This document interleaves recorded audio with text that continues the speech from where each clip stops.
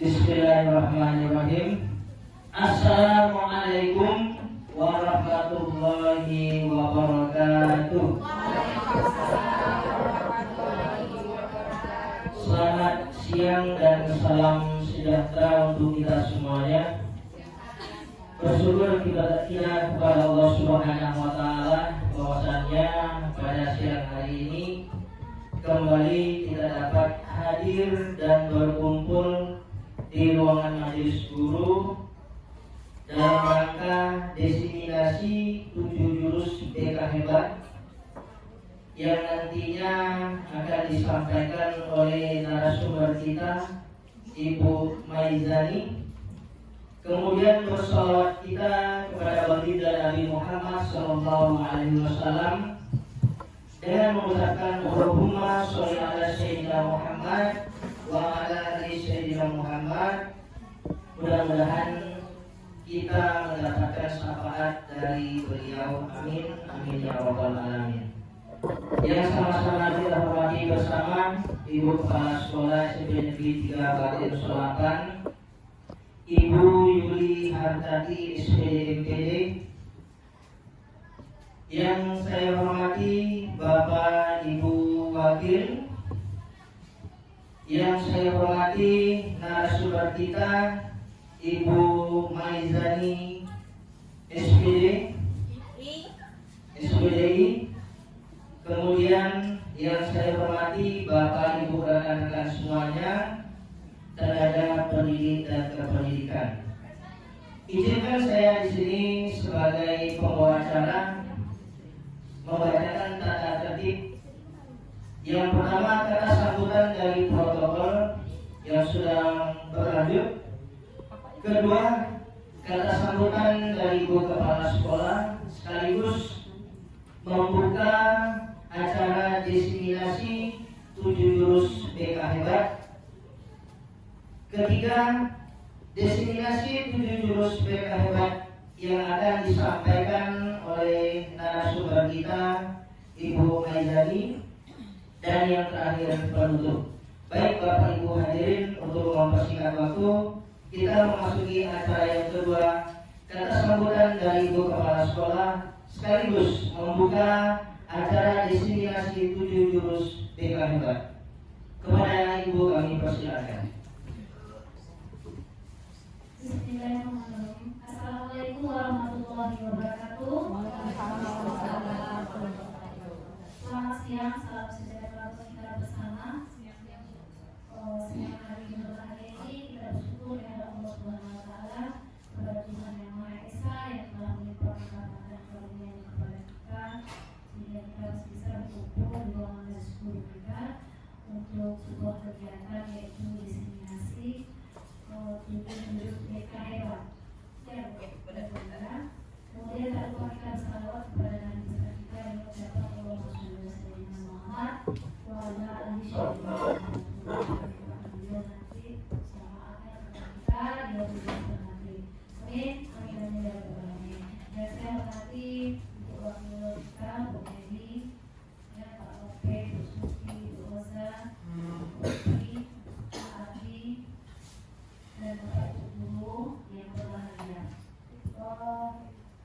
Hari ini kita mengambil waktu untuk diseminasi 7 jurus hebat BK kita. Kita ambil jam ini berhubung juga kita tidak bisa libur bersama. Jadi kita beri waktu untuk melaksanakan kegiatan ini. Jadi walaupun begitu kita ada semangat. Idealnya kegiatan seperti ini kan kita waktu pagi jam 7, jam 7.30 sampai jam 4 sore idealnya.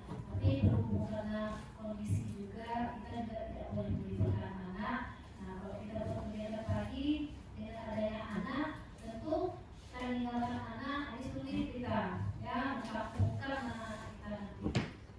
Ya, jadi Bapak dan Ibu guru, ya, dengan mengucapkan Bismillahirrahmanirrahim. Hari ini diseminasi kegiatan 7 jurus hebat BK.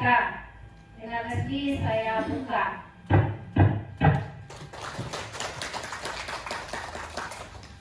Nah, nanti setelah ini fasil kita adalah Bu Nezaki. Mereka kita dengarkan, kita terima dengan baik nanti. Jangan ada yang ngantuk ya Bapak dan Ibu. Sambutan sekaligus membuka kegiatan acara kita pada siang hari ini. Baik Bapak Ibu, kita lanjutkan acara berikutnya. Kepada narasumber kita Ibu Maizani, kami persilakan dengan segala hormat untuk menyampaikan agenda pertemuan hari ini dan kepada kita semuanya. Kepada Ibu kami persilakan.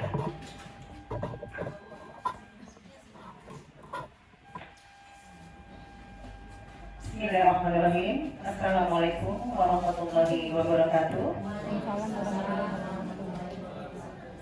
Selamat siang Bapak Ibu guru hebat. Oke, apa kabar hari ini Ibu-ibu? Semangat ini nampaknya, lapar atau pikirannya ke rumah ya. Oke Bapak Ibu guru hebat, pada hari ini saya akan memberikan desiminasi 7 jurus BK hebat. Nah, kenapa harus didesiminasi? Ya, mungkin Ibu bertanya-tanya. Beda ya Bu ya, desiminasi dengan desiminasi. Kalau desiminasi itu menyebarkan hal-hal yang baru, ide ya atau gagasan. Nah, apa yang saya sebarkan hari ini yaitu 7 jurus BK hebat. Mohon maaf Bapak Ibu, kenapa kok harus jurus? Apa guru-guru harus dijadikan pendekar? Jawabannya tidak Ibu-ibu ya. Nah, kenapa juga harus didesiminasikan kepada Bapak Ibu guru hebat yang ada di sekolah kita maupun di sekolah lainnya? Tujuannya yaitu untuk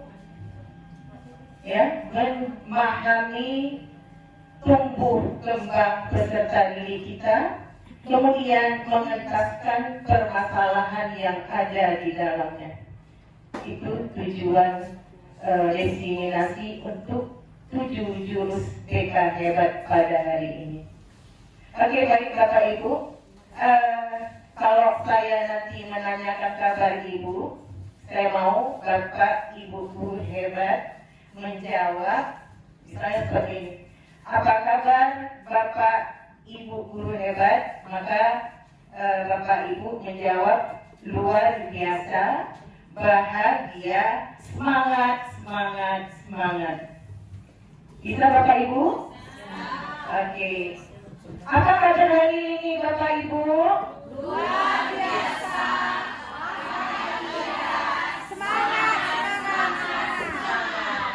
Oke, terima kasih ya, semoga apa yang disampaikan jadi doa buat kita semuanya. Amin, amin ya rabbal alamin. Oke, baik Bapak Ibu guru hebat, pada hari ini untuk jurus pertama yang akan saya berikan adalah mengenal potensi. Oke, kira-kira Bapak Ibu ada yang tahu nggak gitu? Apa itu benda potensi? Benda atau alat atau perumpamaan lainnya?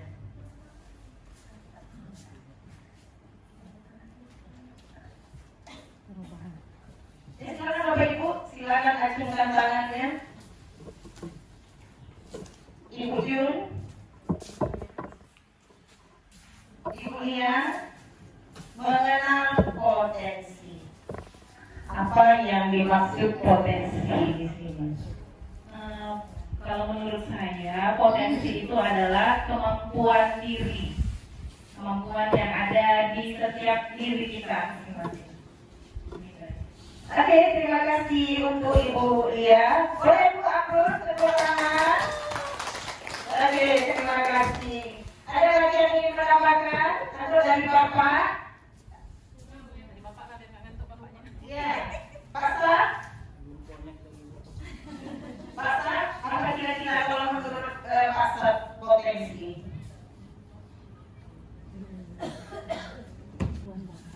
Baik, Silakan. baik, terima kasih. Pendapat dari Ibu ya, bersama barangkali.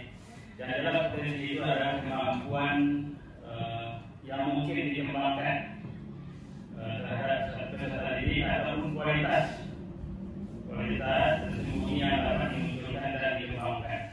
Oke, terima kasih Pak Sar. Boleh akunnya?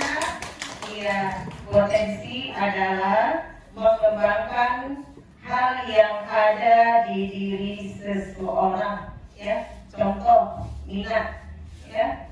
Nah, di sini nanti yang akan dibahas yaitu mengenai gaya belajar seseorang.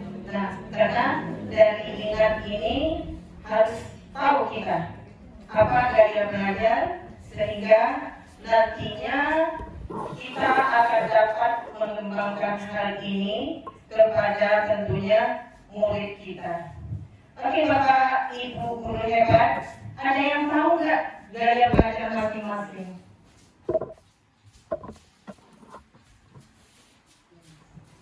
Saya tahu. Oke, Bu Usi, silakan. Terima kasih Bu Mek. Mengenai gaya belajar, sebetulnya saya tidak tahu sendiri. Saya juga tahu dari media. Jadi saya tes juga kemampuan saya karena di media kan ada yang untuk mengetes minat belajar kita sendiri gitu. Dari pertanyaan-pertanyaan yang ada di media itu, terus saya dapat hasil saya itu auditori kinestetik juga. Jadi auditori kinestetik. Terus setelah saya baca apa itu auditori kinestetik, sepertinya ya dekat dengan diri saya. Memang seperti itu mungkin saya gaya belajar saya. Gitu. Sebelumnya saya belum mengenal cara mengujinya, tapi dari dulu saya sudah tahu. Saya kalau belajar caranya begini, tapi nggak tahu itu namanya ini atau arahnya ke sini, saya belum tahu. Sekarang ini baru sudah tahu. Hanya itu yang bisa saya sampaikan. Terima kasih. Oke, terima kasih Bu Usi. Oke, maaf untuk Bu Usi. Terima kasih untuk jawabannya.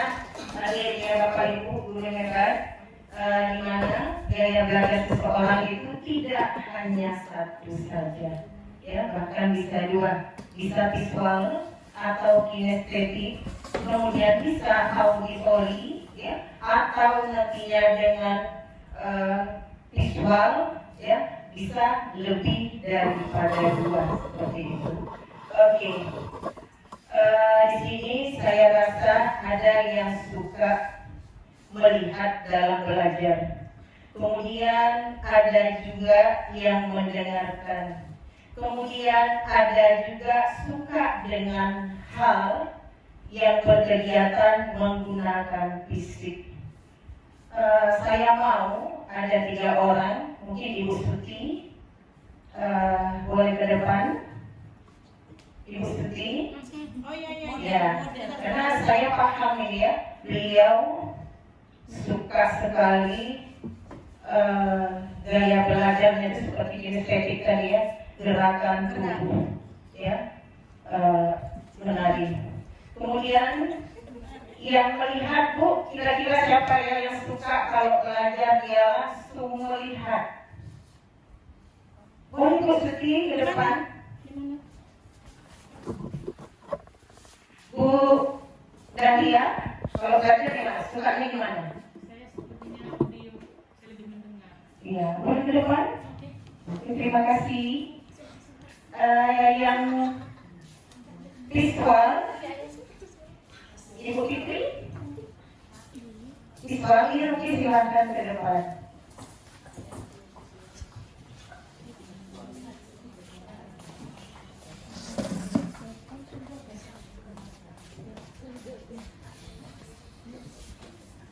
Oke, ini model kita hari ini ya untuk gaya belajar visual, auditori, kemudian kinestetik.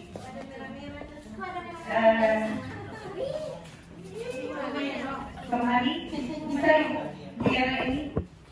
Oke, saya mau untuk tipe gaya belajar visual dulu terlebih ya, untuk menyampaikan gitu hal-hal apa yang disukai. Oke, silakan Ibu Ivi. Baiklah, terima kasih Bu Mejani. Kalau saya biasanya dalam memahami sesuatu itu emang lebih suka itu melihat dulu. Contohnya matematika. Nah, misalkan pembelajarannya tentang bangun, gitu kan, bangun datar ataupun bangun ruang ataupun apa itu harus saya lihat dulu. Kalau tidak melihat langsung, walaupun hanya pakai audio, nggak paham. Gitu. Nah, pendayaannya harus nampak dulu. Atau misalkan gini, mau buat tentang RPP, walaupun orang menjelaskan begini tanpa ada contoh nyatanya, nah saya belum paham. Oke, terima kasih Ibu Ivi. Ya, upload untuk Ibu Ivi ya. Tepuk tangan bisa menyehatkan tubuh kita. Jadi jangan malas Bapak Ibu untuk kasih upload buat teman kita. Oke, lanjut Ibu Dahlia. Sepertinya gaya belajar saya itu adalah audio. Karena selama ini saya kalau mendengar sesuatu, saya bisa menjelaskan kembali dengan bahasa saya sendiri. Contohnya seperti ini. Pernah waktu kuliah, dosen saya menjelaskan, ini teks drama, silahkan kalian kembangkan sendiri. Bagaimana menjadi sebuah drama. Saya bisa membuat karakter sendiri, saya tambah pemain-pemainnya. Jadi menurut saya dengan penjelasannya saya bisa mengembangkan sendiri. Saya bisa menjelaskan kembali apa yang saya dengar, tapi dengan bahasa saya sendiri. Oke, terima kasih untuk Ibu Lia. Kita terakhir model kita Ibu Suti ya untuk kinestetik. Kepada Ibu silakan. Baik, terima kasih Ibu Melani memberikan waktu dan kesempatan mengenai berarti untuk saya khusus yang kinestetik ya. Padahal saya tuh lebih suka gaya belajar ketiga-tiganya. Mantap ya, ketiga-tiganya. Ya, tepuk tangan Bu. Karena dengan melihat kita bisa membuat satu kesimpulan, oh ini ternyata begini. Kemudian dengan mendengar misalnya musik, lagu gitu ya, yang salah itu seperti apa, yang benar itu seperti apa, sehingga kita bisa membuat perbandingan. Kemudian kalau yang berhubungan dengan kinestetik, sebenarnya itu berhubungan dengan potensi yang kita miliki. Karena memang kita itu punya hobi, punya bakat untuk bergerak, olah tubuh.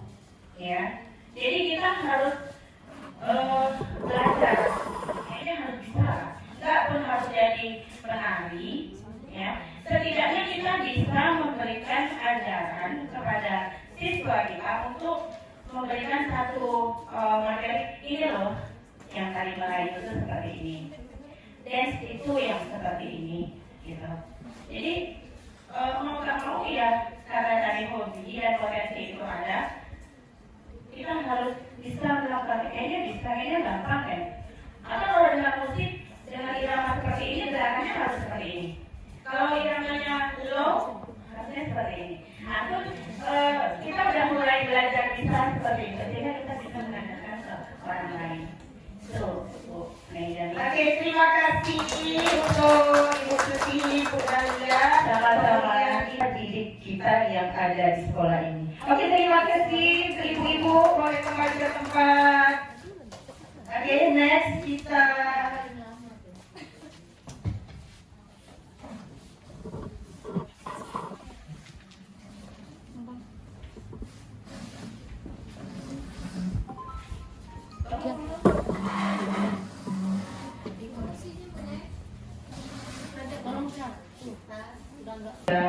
Guru hebat kita ya, Ibu Nelly, kemudian Ibu Usi dan Ibu Rozaika. Ya, tapi tak salah kita bacakan ya Bu ya.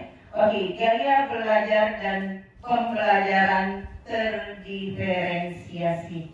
Nah, ini mengakui dan merespon keberagaman murid di kelas, ya, menjadi landasan utama dalam pembelajaran terdiferensiasi.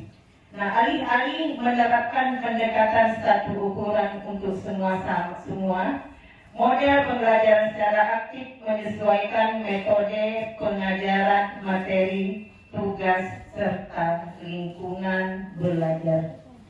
Nah, sama halnya tadi seperti yang saya sampaikan, ya, kita tidak bisa menyamakan ya kemampuan peserta didik kita antara anak yang satu dan yang lainnya.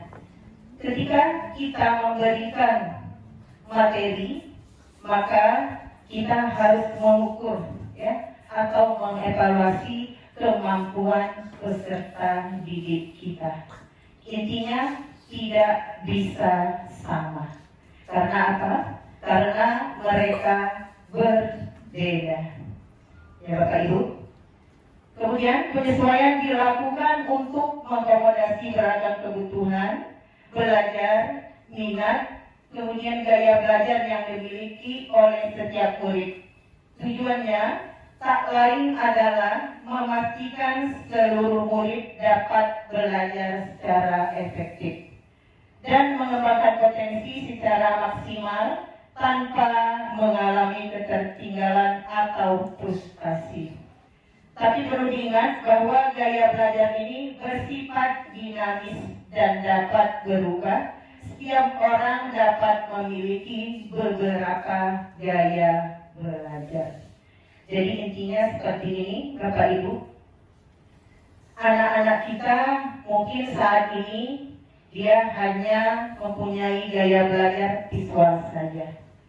Tapi berkembang atau seiring berjalannya waktu bisa jadi akan berubah lagi. Itu yang dikatakan dinamik atau bergerak, dia tidak stabil ya. Contoh, banyak anak-anak kita yang dari SMP kemudian melanjutkan SMK atau SMA yang mana dulu belajarnya masih biasa-biasa saja, yang penting naik seperti itu. Tapi ketika mereka masuk SMK atau SMA, yang biasa bisa menjadi luar biasa, mendapat ranking, bahkan ranking 1 atau masuk 10 besar. Jadi itu dikatakan ya, gaya belajar anak itu dinamik atau berubah. Oke, supaya nggak serius sekali Bapak Ibu, kalau saya bilang hentak 1, maka Bapak Ibu hentakkan kakinya kedua-dua. Kalau saya nggak bisa praktek, karena saya nggak duduk jatuh ya Bu ya. Jadi kalau saya bilang hentak 1, jadi hentakkan kaki 1, hentak 2, maka hentakkan 2 kali, hentak 3 berarti 1, 2, 3. Oke, siap Bapak Ibu guru hebat? Duduk saja di tempat. Kita gegarkan dulu majelis guru kita. Oke, 1, 2, 3. Hentak 1, hentak 2, hentak 3, hentak 4. Yang saya mau 2 kaki.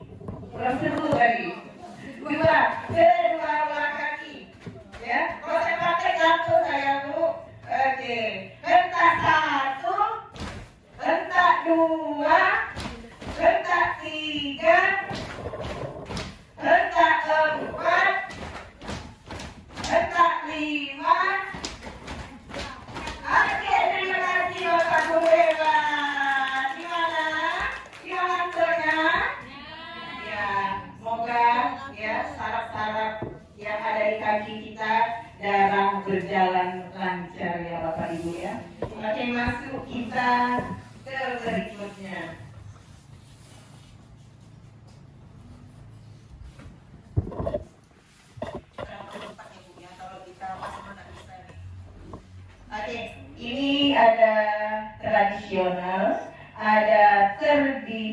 efisiensi. Berarti kalau tradisional ini pembelajaran biaya lama. Nah, kalau yang ini yang terbaru bagi kita gitu, tapi tidak bagi guru penggerak ya Bapak Ibu ya. Ini kalau tradisional satu cara untuk semua murid. Maksudnya metodenya ya Bapak Ibu. Kalau dia terdiferensiasi banyak cara sesuai dengan minat dan bakat peserta didik. Jadi tidak satu saja. Ya. Kemudian fokus pada kurikulum semata, ya, yang lama. Kemudian terdiferensiasi kurikulum dan pengembangan diri disesuaikan dengan murid. Berikutnya, produk belajar seragam. Kalau terdiferensiasi, produk belajar beragam sesuai dengan potensi peserta didik. Disesuaikan seperti itu ya Bapak Ibu. Kemudian tradisional, murid pasif, mungkin mendengarkan saja ya Bapak Ibu ya. Kemudian murid aktif dan terlibat secara personal. Jadi tidak hanya berceramah saja guru di depan kelas. Adanya saya di sini ya, kami menerapkan sistem ARKA ya Bapak Ibu ya, di mana kalau di ARKA itu yang pertama saya sampaikan seperti jurus pertama tadi. Berikutnya ada aksi dari saya, kemudian ada reaksi dari saya, ada aksi dari audiens yang ada gitu. Kemudian nanti ada lagi refleksi yang akan saya berikan. Apakah Bapak Ibu sudah tahu gaya belajarnya masing-masing? Belum? Oke, nanti kita buka aplikasinya.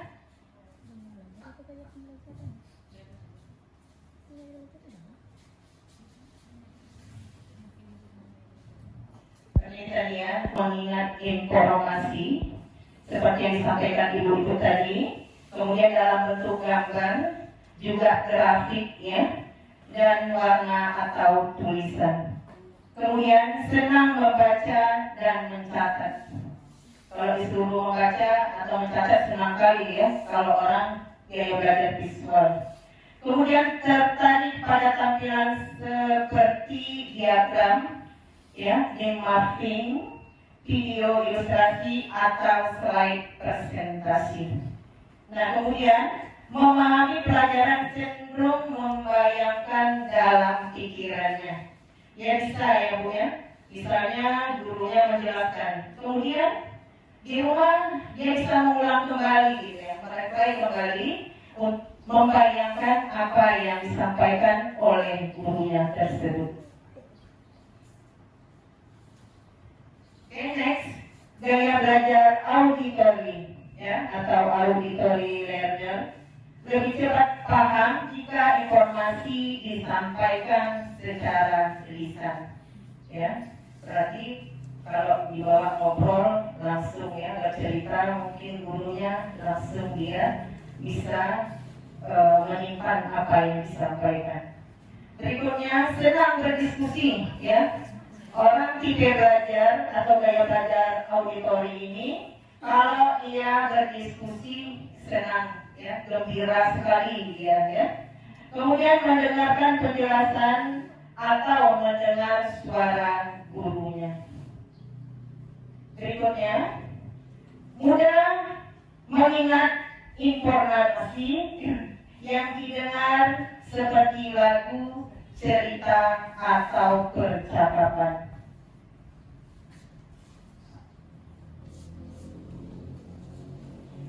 Yang terakhir, gaya belajar kinestetik. Belajar lebih efektif dengan menyentuh, kemudian bergerak atau melakukan langsung. Ya, misalnya praktek, ya, belajar IPA dan praktek gitu ya, Bapak Ibu.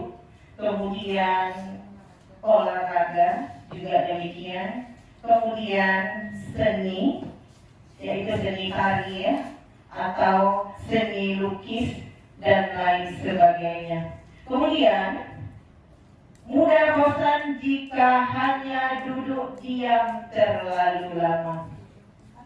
Ada anak kita lembut paling senang keluar masuk. Nah, itu gaya belajarnya adalah kinestetik. Bosan dia gitu. Kalau dengar kita bercerita, dia langsung kalau bisa praktek langsung gitu. Atau ada demo yang dia lihat.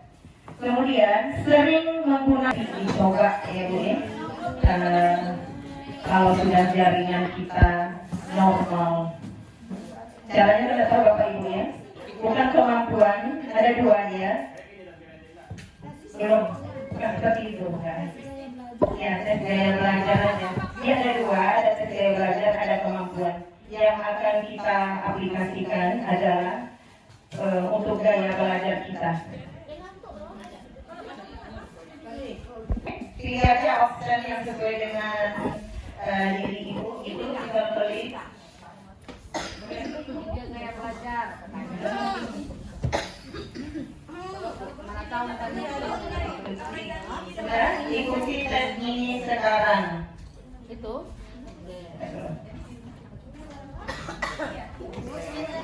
Berarti cuma Bujun yang pintar nih. Oke. Tes ini bukan tes kemampuan ya, tes gaya belajar di Indonesia. Tes gaya belajar, sudah? Ya, ikuti. Silakan yang sudah dapat Bapak Ibu, silakan diisi langkah-langkahnya. Ada 10. Ya, 10 item pertama, ada 10 item kedua dan ketiga. Silakan diisi. Di situ nanti Bapak Ibu guru hebat akan mengetahui gaya belajarnya. Siapa lagi Bu yang sudah berhasil? Dari orang? Ya.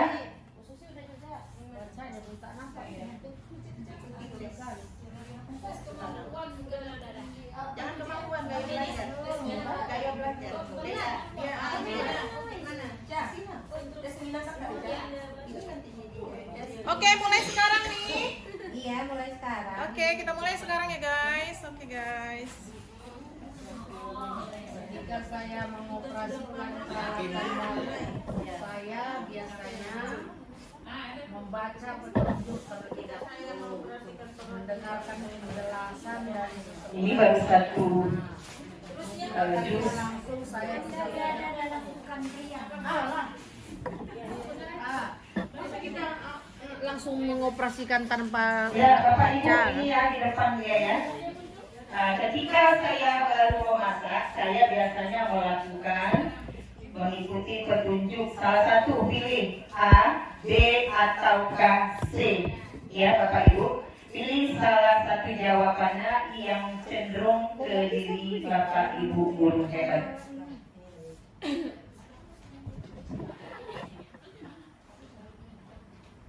bulan. Ini pun nggak bisa. Masak belum? Kita nggak bisa.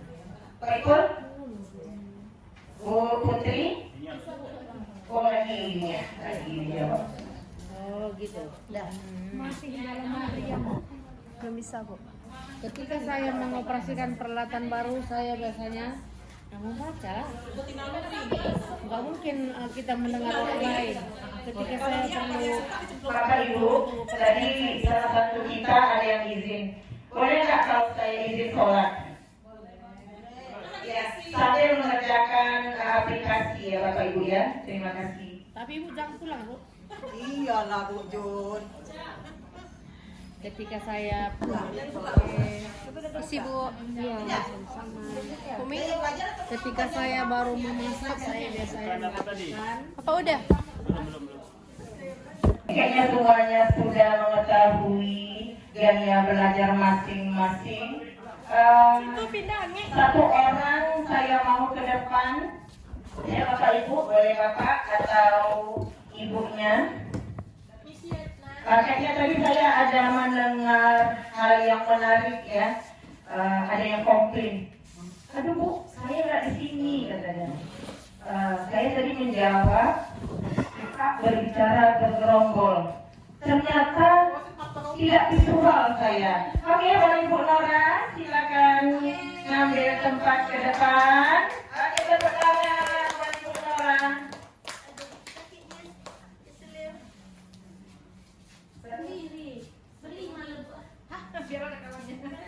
Soalnya sukanya bergerombol. Iya, silakan Ibu Nora setelah mengisi gaya belajar. Ibu Nora hari ini sudah tahu apa gaya belajar dia, ya, yang dia punya. Silakan Ibu Nora, boleh dibaca. Visual tuh dulu, sekarang kamu udah itu. Ternyata. Terima kasih kepada Ibu Majani. Setelah saya mengisi tes gaya belajar dirangkum, ternyata menurut aplikasi ini saya katanya gaya belajar saya auditori kinestetik. Kemudian tadi saya berbicara dengan Ibu fosilnya. Sebenarnya saya hasil, maaf Bapak Ibu. Iya, sudah keselio.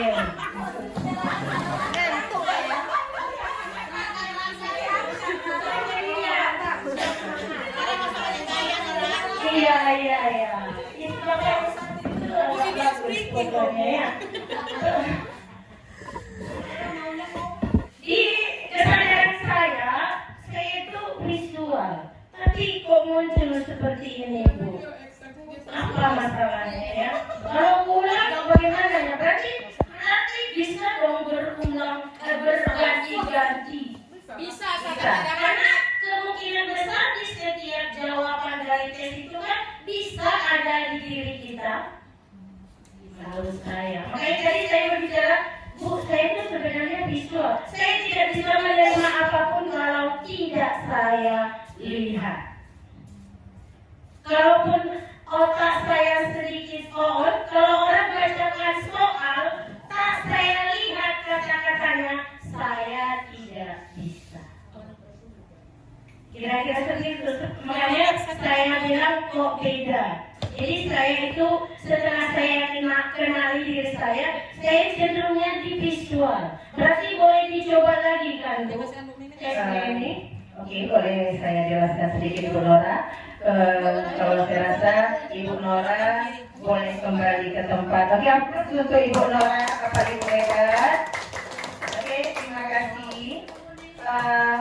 Yang disampaikan Ibu Nora tadi, dia lebih cenderung gaya belajarnya ke visual, melihat. Nah, tapi kenyataannya dia mempunyai gaya belajar auditori dan kinestetik setelah pengisian gaya belajar tersebut. Seperti yang saya sampaikan dari awal tadi ya, Bapak Ibu guru hebat, gaya belajar itu bisa berubah, ya, dinamik atau bergerak, ya, sesuai berjalannya waktu. Jadi jangan heran untuk Ibu Nora, kenapa yang seperti ini? Mungkin ada lebih kecenderungan di auditori dan kinestetik di sana tadi. Yaitu Bu Nora ya, boleh nanti diulang kalau tidak puas, tapi saya rasa sistem itu terkadang ada yang salah juga, tapi banyak juga benarnya seperti itu. Oke, terima kasih. Next, Bapak Ibu, untuk mengenal deteksi kita sudah selesai. Boleh Bapak Ibu berdiri semuanya, Bapak Ibu guru hebat. Kita akan masuk ke jurus kedua. Oke? Ya semua, Pak Haji boleh berdiri.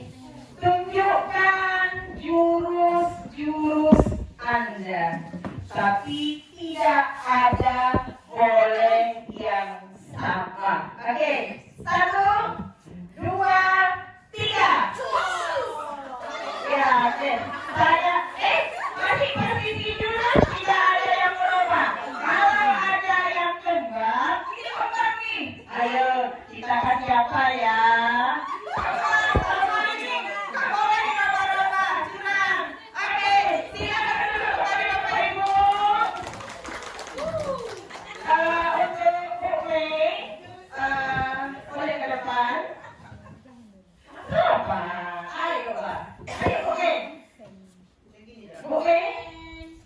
aja. Ayo semangat. Ya, kalau nggak putih lah ya. Kenapa?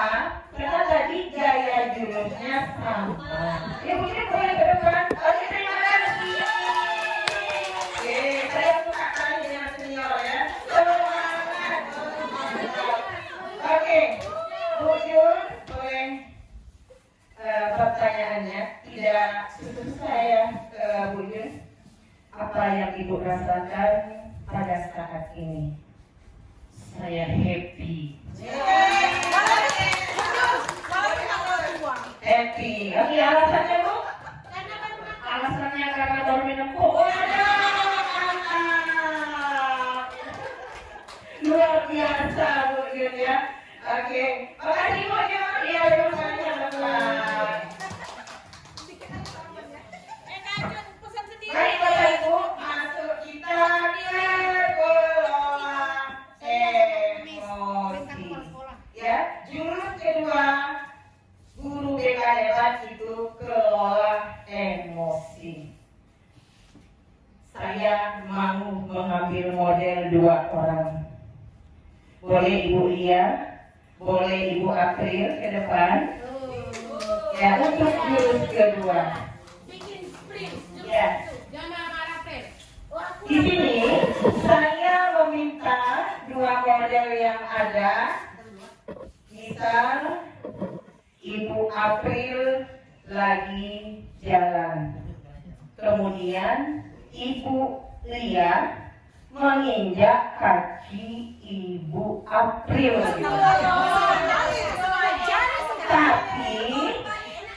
Tapi tidak benar-benar kita memainkan drama ini. Oke, silakan.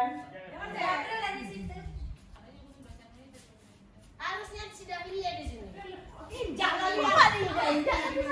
Jadi jalan kemari, wah.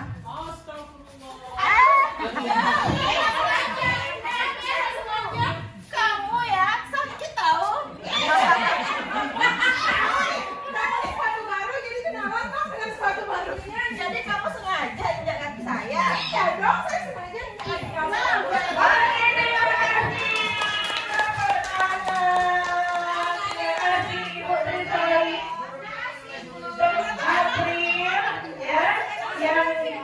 Sudah memerankan model mengenai kelola emosi. Saya mau minta kepada Ibu ini tanggapan apa yang dapat Ibu ambil dari cerita pendek atau drama mini yang baru disampaikan tadi. Silakan Bu Mimi, boleh berdiri.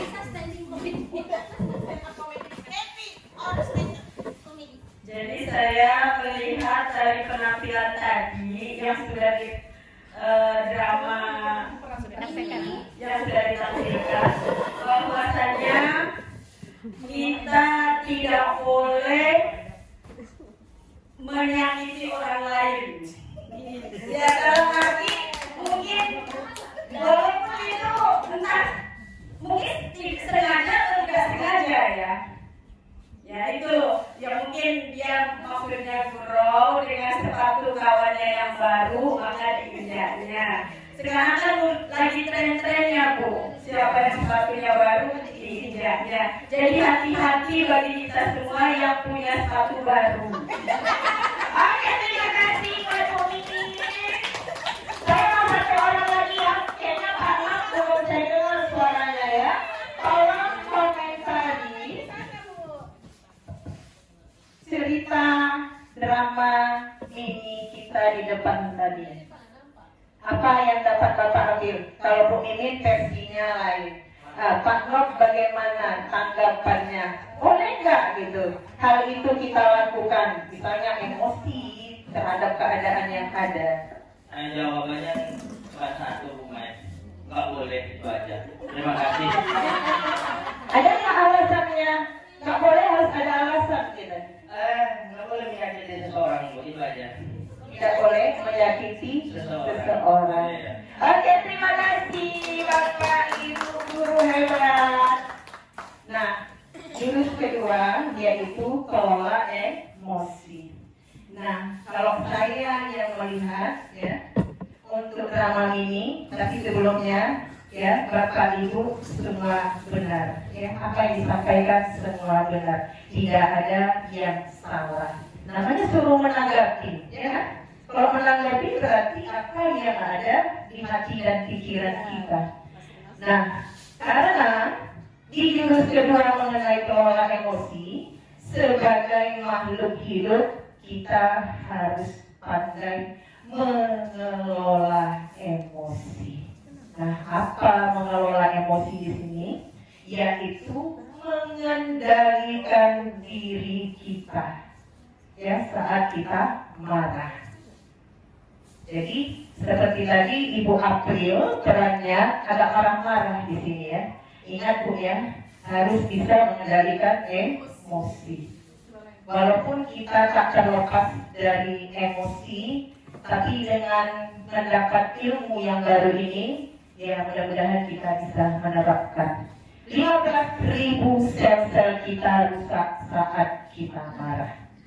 Ya Bapak Ibu ya. Jadi harus pandai merenam emosi.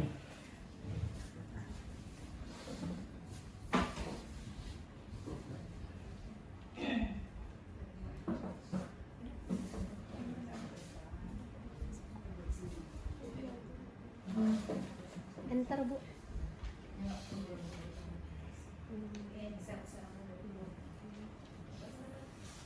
Pasti. Saya itu aja Bu.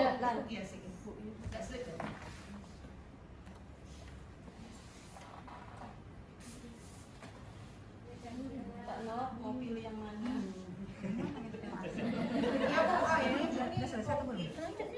Membahas mengenai kelola emosi, ini ada namanya mindfulness. Ya, ini bukan suatu benda, bukan makanan, tapi ilmu untuk pemahaman diri kita di saat kita emosi ya. Mindfulness atau pemahaman diri diperlukan dalam proses mengajar.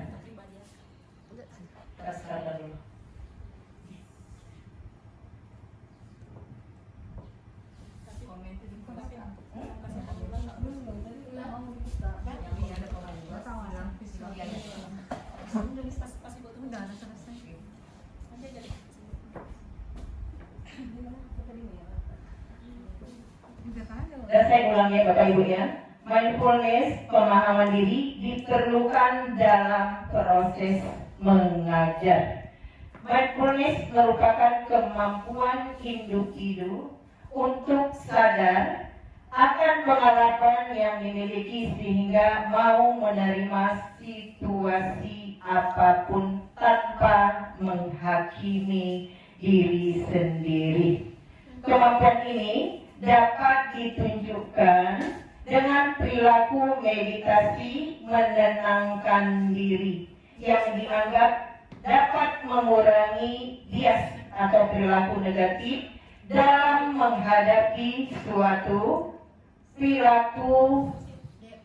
Terdapat beberapa teknik mindfulness yang dapat dilakukan seseorang. Contoh ya, tadi Bu April kan ada emosi ya, sama temannya yang menginjak kakinya. Nah, ketika kita sedang marah, kalau bisa tekniknya diamlah sejenak, diam dan duduk, atau berdiri kaki menelapak ke bumi.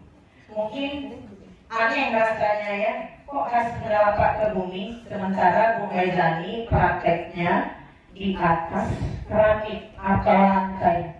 Itu istilah saja ya.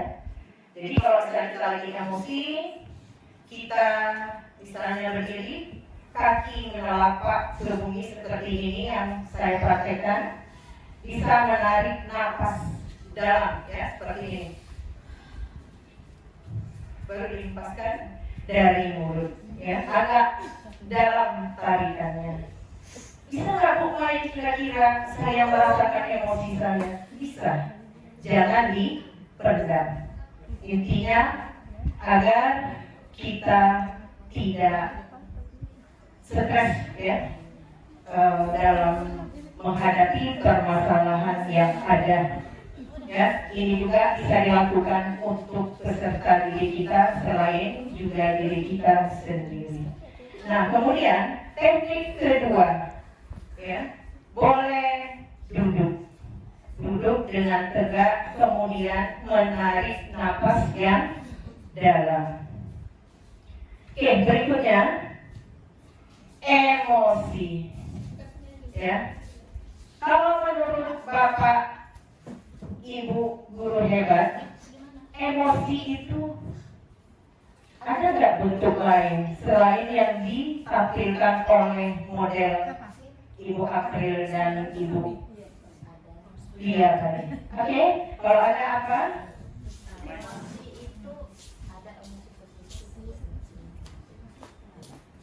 Oke, dari sisi ini Bu April ada emosi positif dan ada emosi negatif. Oke, silakan Ibu April. Kalau menurut, terima kasih sebelumnya Bu Mezani. Kalau menurut saya emosi itu ada dua, ada emosi positif, ada emosi negatif. Kalau emosi negatif itu seperti yang saya contohkan tadi, marah, gampang tersinggung, ya seperti itu. Kemudian kalau emosi positif seperti merasa gembira, merasa nyaman, bahagia, tertawa, positif terus pikirannya. Nah, sehingga menimbulkan emosi-emosi yang positif karena pikiran yang positif tadi. Oke, baik Bapak Ibu April, benar sekali ya. Emosi itu kebanyakan orang tahunya hanya sisi negatif saja atau marah saja. Tapi kenyataan yang kita jalankan, sedih juga termasuk emosi, takut, cemas itu juga termasuk emosi yang negatif. Ya, jadi ada dua emosi bentuknya positif dan negatif yang disampaikan Ibu April benar sekali ya Bapak Ibu ya, ada 6 ya. Kemudian banyak macam teknik ya untuk pengelolaan emosi.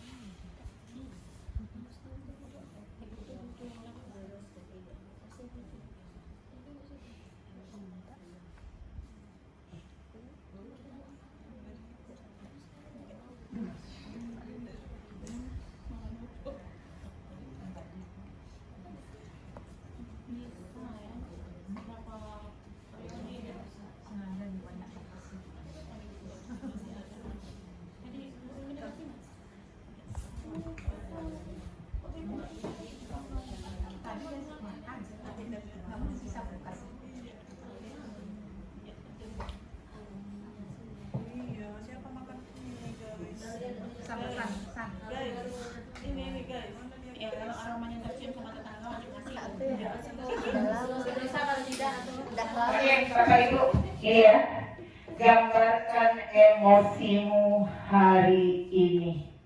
Ada bentuk marah, ya, ada sedih, ada ketawa, berikutnya ada senyum, malu, dan menangis. Ada 6 poin.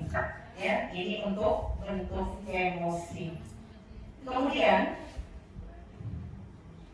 ini cara mengendalikan diri dengan memahami otak kita. Ya. Sebaliknya, saat kita kehilangan kendali, maka bagian otak reptil atau reptilian brain akan mengambil alih. Ya. Otak reptil ini modelnya cuma 2, fight or flight, tempur atau kabur. Ya, oke. Ini kita ibaratkan ya neokortex. Bentuk otak kan seperti ini ya. Ya, mirip nggak? ya.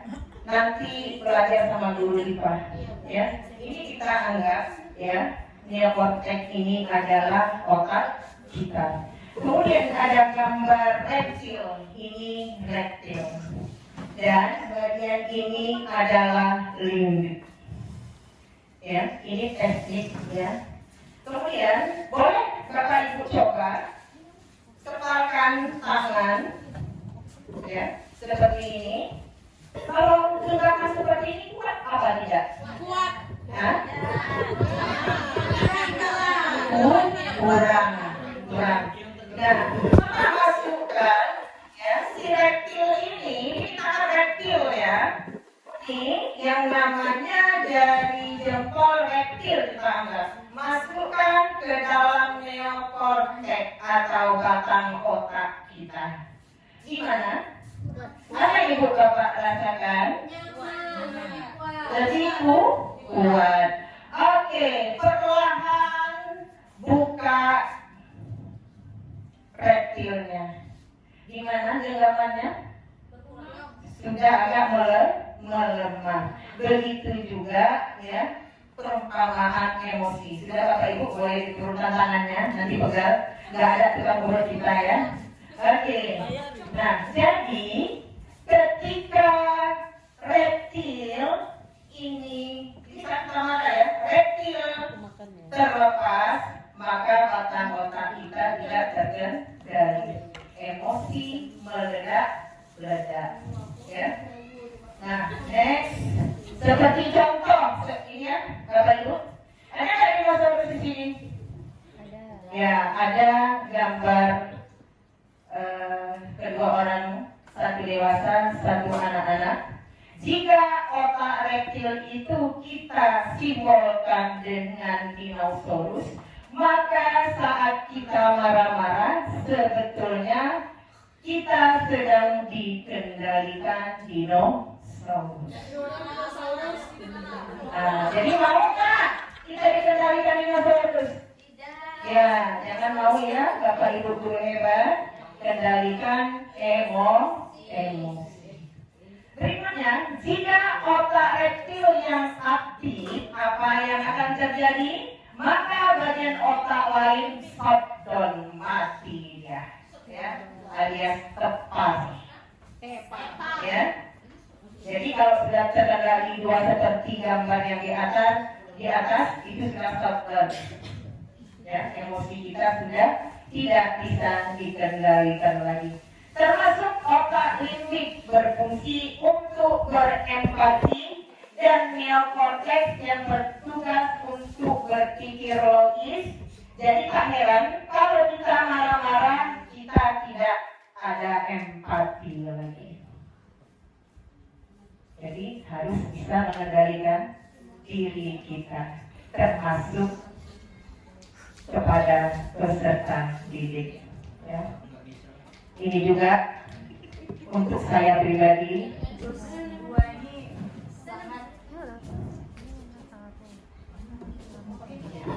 Oke, silakan. Terima kasih Ibu Gajani. Jurus ini sangat sekali bagi saya, Bu, karena ini hari-hari kita sebagai guru berhadapan dengan siswa dan berhadapan dengan orang tua murid. Lingkungan sekolah kita ini heterogen, suku, budaya, agama, latar belakang semuanya berbeda. Jadi apa yang dibawa anak di rumah itulah dibawanya ke sekolah. Banyak tiap hari hal-hal yang kita sebagai guru menghadapi dilema yang berhubungan dengan pengelolaan emosi ini, Bu. Salah satunya misalnya begini, kasus, karena kami di keseluruhan luar biasa kasus sebenarnya, Bu. Misalnya kasus seperti ini, kita sebagai seorang guru yang dimana menghadapi siswa yang kasar, temperamen yang tidak sopan. Saya pernah mengalaminya beberapa tahun yang lalu di kelas 91. Waktu itu saya uji coba memakai kacamata, masih ingat saya, Bu. Jadi saya sebenarnya nggak pede juga pakai kacamata itu. Saya pakai keras, sambil malu-malu ngetuk-ngetuk gini ya Bu Gajani. Lalu semua siswa bilang, ibu mirip orang Korea gini macam ada malu ibu, saya bilang gitu. Tapi ada satu siswa nyeletuk, ibu mana macam Korea, macam nenek jelek. Wih, dong saya Bu Mendani. Tapi itu belum seberapa sebenarnya. Masih banyak kata-kata yang kasar yang mungkin saya hadapi, yang saya alami setiap hari di sekolah ini. Saya sudah mencoba yang seperti Ibu bilang tadi, tarik nafas. Kemudian kadang-kadang saya duduk, saya di kelas itu anak-anak nggak tahu kalau saya diam, jadi saya lagi marah. Atau saya agak sekitar 5 atau 10 menit saya akan duduk di luar kelas dulu, menenangkan diri. Nah, yang saya tanyakan di sini, bagaimana seharusnya sebaiknya guru dalam menghadapi siswa yang temperamen, yang kasar, yang tidak sopan dalam pengelolaan emosi. Bagaimana seharusnya kita terhadap siswa, dan kita sendiri bagaimana seharusnya sebaiknya Ibu. Karena kalau secara teori kayaknya udah kenyang kita, tapi bagaimana seharusnya gitu sebaiknya. Dengan pelatihan yang beberapa hari Ibu di Pekanbaru, saya rasa Ibu dapatlah jalannya atau solusinya. Terima kasih dari saya. Assalamualaikum warahmatullahi wabarakatuh. Nanti terima kasih untuk Bu Roza ya. Walaupun ranah kami tidak sampai di sini, namun ya saya akan coba menjawab ya, karena kemarin itu sesi-sesi itu tidaklah ada gitu ya. Paling banyak kita sama seperti Bu Roza hari ini, kita curhat mengenai apa-apa kejadian di kelas. Tapi dengan adanya 7 jurus BK ini, ya insya Allah kita akan bisa mengendalikan emosi. Dan kemudian tadi Bu Roza bilang, saya sudah laksanakan teknik ini seperti itu. Kalau emosi memang susah mengendalikan ya, memang sangat susah. Tapi apabila kita bisa mengendalikan emosi tersebut, sebenarnya kita akan menjadi pemenang di sana. Jadi kalau sudah teknik itu tidak juga bisa, empati yang harus kita lakukan lagi. Nah, kenapa? Anak kita sama seperti yang Ibu sampaikan tadi, Bu Roza, heterogen, berbeda latar belakang keluarga, ya, cara didik, ya, baik agama maupun moral, akhlak di sana itu amat berbeda.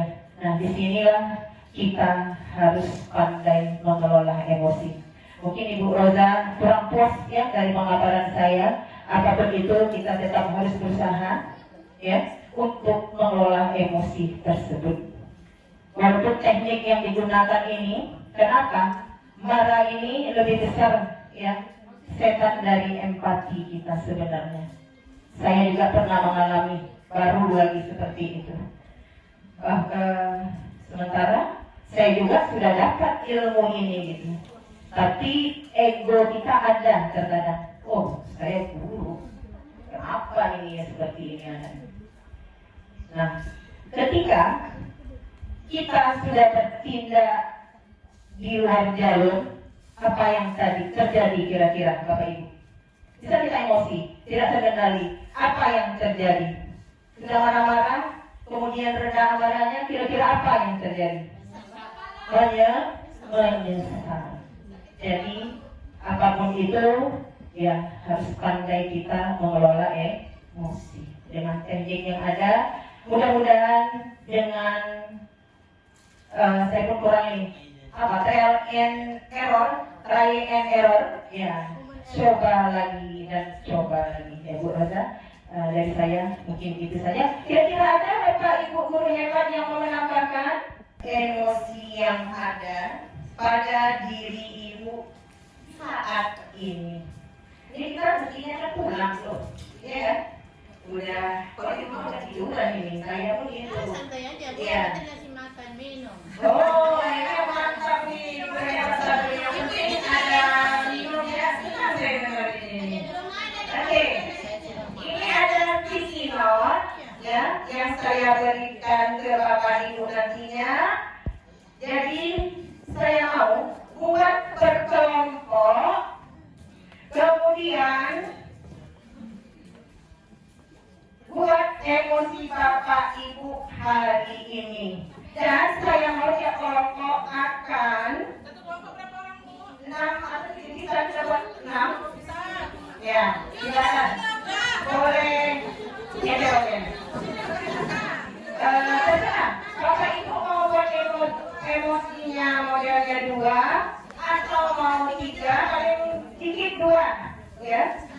Nanti kalau orang banyak kali, waktu kita satu.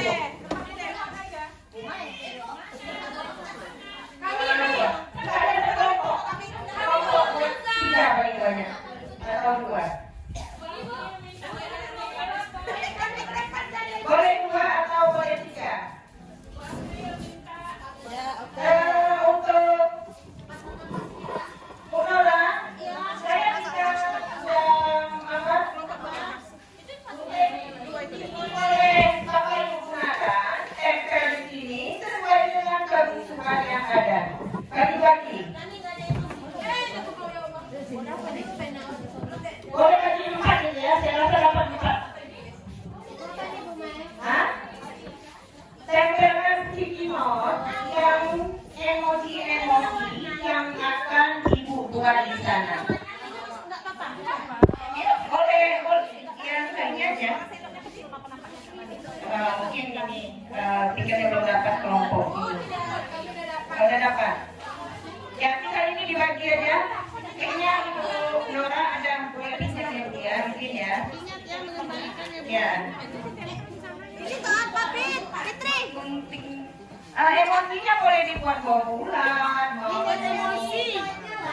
Buat emosi ini. Ada yang mendapat. Boleh di papan tulis, boleh juga, boleh di karton. Ini kita ada disuapin ya.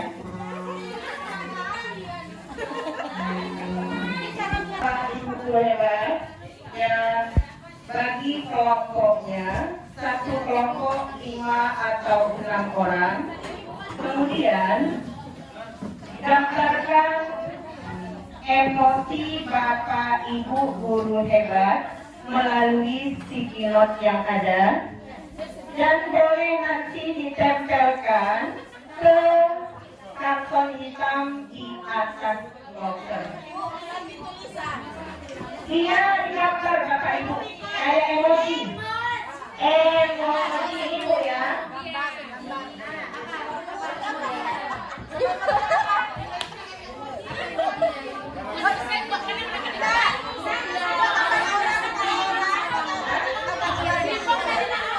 Boleh 2 gambar saja, pilih atau tidak. Pilih salah satu untuk drama mininya, misalnya sedih, kaget, ya, takut, cemas, dan lain sebagainya.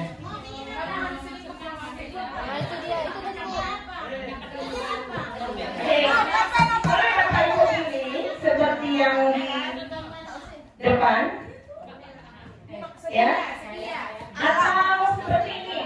Misal di kelompok Bapak Ibu ada 1 orang gitu ya. Ini aja yang saya sedih pagi hari ini karena anaknya sakit. Atau saya pulangnya lama. Boleh diangkat salah satu emosi yang paling harus diselesaikan permasalahannya melalui drama mini hari ini. Oke, sudah Bapak Ibu? Sudah? Ya. Contoh dia Pak di slide kita. Contoh sudah ada, silakan. Ini Bapak Ibu. Pintar ya, sudah terbuang emosinya. Ya, ya. Ya. Nanti tuliskan ya Bu ya di bawah emosi itu, nangis kah, ketawa, ya, sesuai kah itu dengan gambar yang ada. Nanti dibuat nangis, contohnya ketawa bentuk emojinya.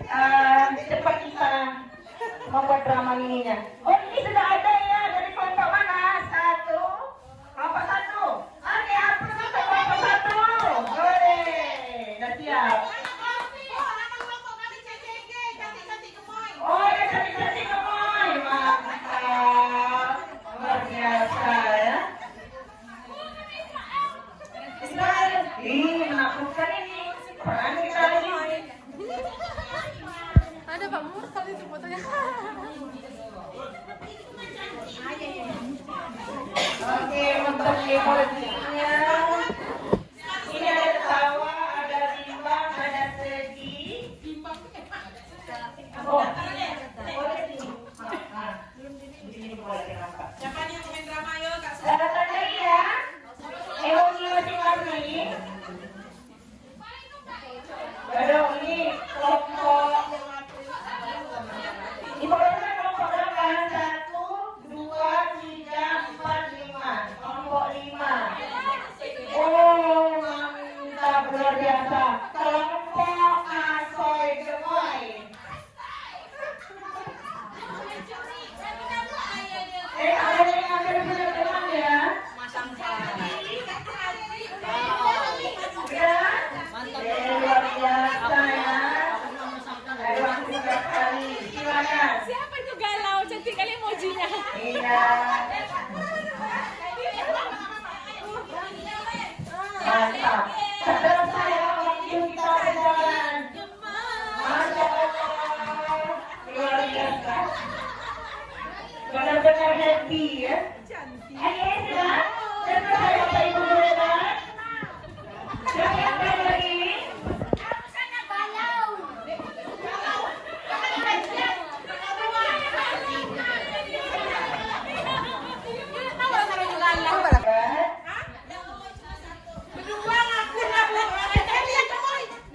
Ya, cukup. Tangan kita dulu ya, biar kita ada lagi.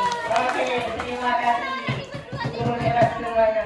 Oke, Bapak Ibu semua, di depan saya sudah ada gambar emoji masing-masing kelompok. Di sini siapa yang ingin pertama menampilkan gambar ini? Silakan, kelompok. Cantik, gemoy. Silakan.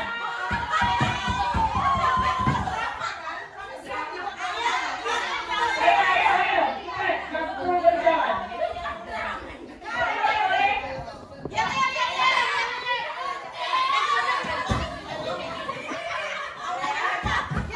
Ayo, kawan.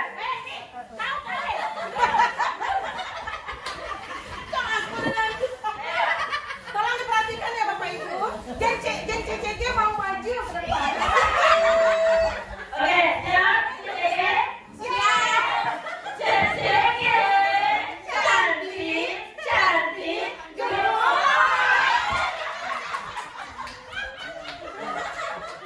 Bapak Ibu, geng CCG mau menampilkan drama.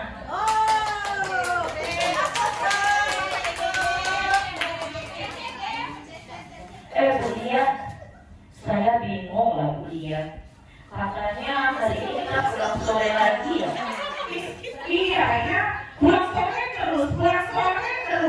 Suami belum dimasakkan, anak mau pulang. Gimana sih anak kita sama kita di rumah ini, Pak Pem? Itulah yang buat saya sedih Bu Lia. Anak saya masih kecil, pengasuhnya mau pulang. Iya, sama kita. Saya sedih harus bagaimana? Iya. Ada tidak ya yang membuat hati ini terhibur di tengah kesedihan ini? Tapi tenang Pak. Ini kan tanggal tua. Besok tanggal muda. Mudah-mudahan besok kering-kering. Wow, luar biasa sekali. Oke, terima kasih Bapak Ibu. Terima kasih. Tadi yang membuat kami sedih, bimbang, dan terakhir adalah ketawa.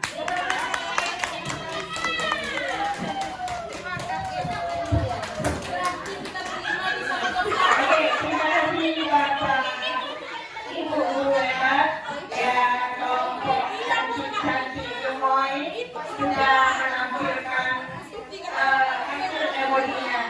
Ada lagi Bu yang mau menampilkan? Boleh satu lagi? Boleh satu lagi? Ya, satu kelompok. Ayo, kelompok kanan, kelompok Ibu Desi. Ayo. Ibu Putri. Desi, jurus ketiga, ya. Masing-masing berdiri di tempat kita melaksanakan jurus berikutnya. Tadi nampaknya drama mini kita itu menggambarkan memang betul-betul emosi yang terjadi hari ini. Ya.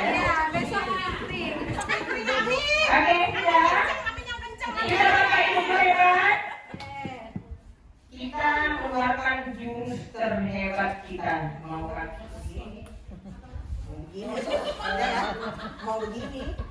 Selfie ya kalau gitu ya. Oke, 1, 2, 3. Ada yang sama nggak ya? Berdua. Bunga. Ini terus ada dulu ini.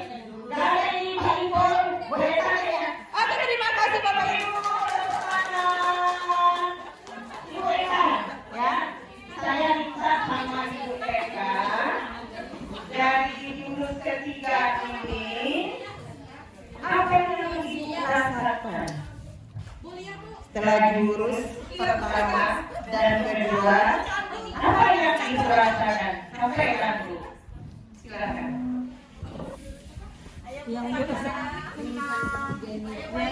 Yang saya rasakan senang, bahagia. Adik senang bahagia. Terus sampaikan. Harus zakinya.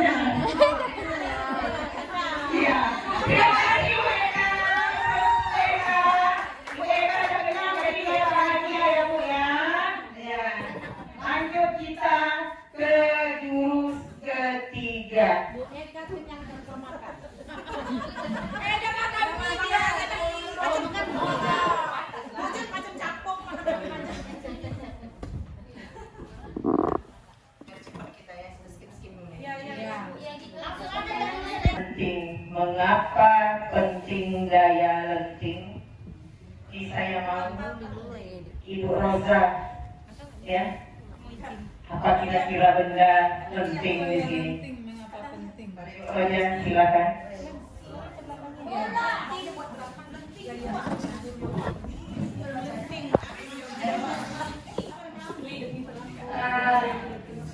Terima kasih Bu Mazani.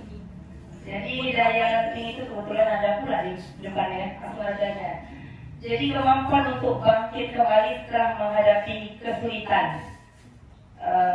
Itu yang penting kita sebagai seorang guru bagi saya.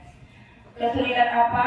Karena sebagai seorang guru sekarang ini bukan dihadapi oleh tugas untuk sekedar mengajar saja, tapi ada tugas-tugas yang administrasi dan tugas-tugas lainnya. Dan kemudian juga permasalahan dengan siswa atau dengan orang tua siswa atau juga mungkin dengan teman rekan kerja.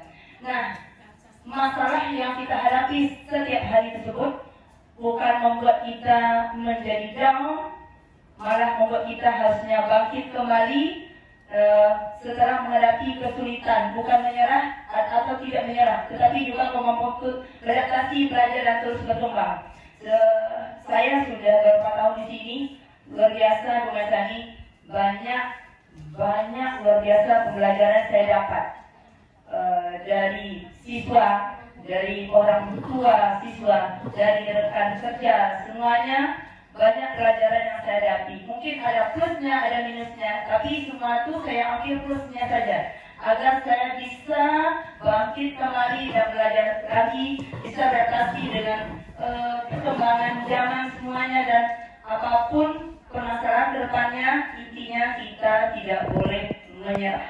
Oke, terima kasih Bu Rosa. Benar sekali yang disampaikan Ibu Rosa tadi ya. Daya lenting atau resiliensi, kemampuan bangkit kembali. Ya, mungkin untuk hari ini dicontohkan kepada diri kita ya, secara intern gitu. Dan hal ini juga harus kita terapkan kepada peserta didik kita. Ya, banyak anak-anak kita problem ya di keluarga, banyak juga yang berputus asa, baik dari segi ekonominya, kemudian keluarga yang broken home, ya. Nah, di sini kita harus bisa memahami anak-anak kita dengan masalah yang heterogen. Jadi harus bisa kita mengembalikan semangat anak tersebut. Ini yang disebut dengan mengapa pentingnya daya lenting.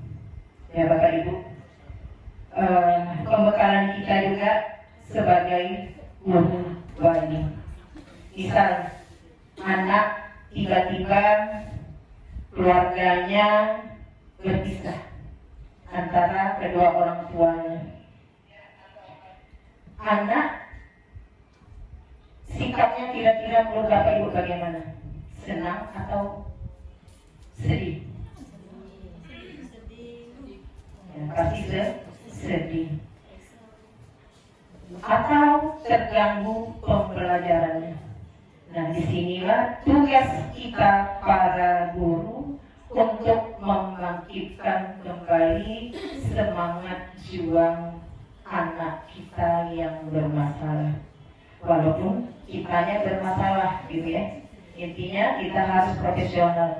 Mungkin di rumah kita capek ya, atau banyak pekerjaan yang ada, tapi sampai di sini kita harus profesional dalam menghadapi peserta didik kita, yang mana masing-masing mereka mempunyai permasalahan yang berbeda-beda. Ya, kita sebagai guru harus menguatkan kepada peserta didik tersebut.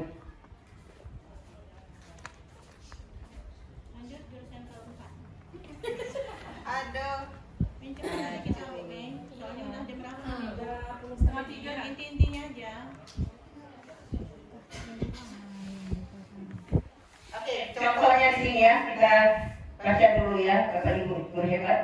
Saya percaya bahwa kecerdasan dasar saya adalah sesuatu yang tidak dapat saya ubah terlalu banyak. Benar atau salah? Salah.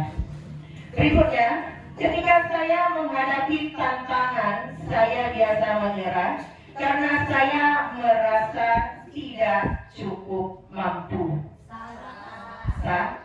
Salah.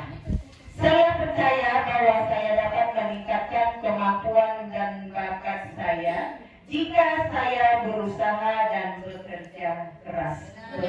Benar. Oke, next. Langsung kita ke jurus berikutnya, keempat.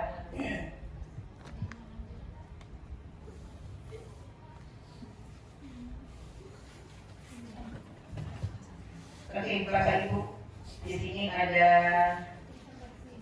paksaan, kemudian PS kesadaran, paksaan melawan kesadaran. Menerapkan kebiasaan dengan paksaan seringkali menghasilkan kepatuhan eksternal atau jangka pendek. Karena berupa paksaan gitu. Contoh, nanti kalau kamu buang sampah sembarangan, kamu dikasih sanksi, ya. Terus kamu disuruh nanti membersihkan kamar mandi. Nah, dengan pemahaman yang seperti ini salah. Kenapa? Yang harus kita tanamkan kepada peserta didik adalah pemahaman, ya, atau kesadaran. Diberi pemahaman, kemudian anak sadar, ya, untuk mengerjakan sesuatu tersebut tanpa unsur paksaan. Kalau unsur paksaan, ada guru dia baik, tak ada guru dia mulai menunjukkan power-powernya. Atau ada guru dia pura-pura baik, buang sampah ke tempatnya, ya. Tapi ketika tidak ada guru, ya, sepertinya kita sudah banyak mengalami, apalagi di lantai 2, di tangga, ya, atau di teras. Saya termasuk salah satu, ya, yang sering naik ke atas semenjak menggantikan Ibu Rani. Itu anak tidak mempunyai kesadaran. Sama sepertinya hal kita juga guru, tak usah kita masuk, misalnya dikarenakan diperintah Bapak Ibu jam sudah masuk jam sekian, Ayo masuk. Ataupun tak perlu kita ngomong seperti itu. Lihat saja, perhatikan saja. Bagaimana caranya agar dia paham? Ibu ada jam? Itu aja kita tanya. Terus kita lihat roster, ya. Kenapa? Terkadang ada orang tidak suka dengan paksaan. Semakin dipaksa, semakin menantang, walaupun dalam diam gitu. Nah jadi paksaan PS kesadaran. Jadi berikan pemahaman kepada anak supaya dia sadar tentang baju dimasukkan ke dalam, ya, atau memakai dasi yang benar atau salah, ya, diberikan pemahaman agar anak tersebut sadar.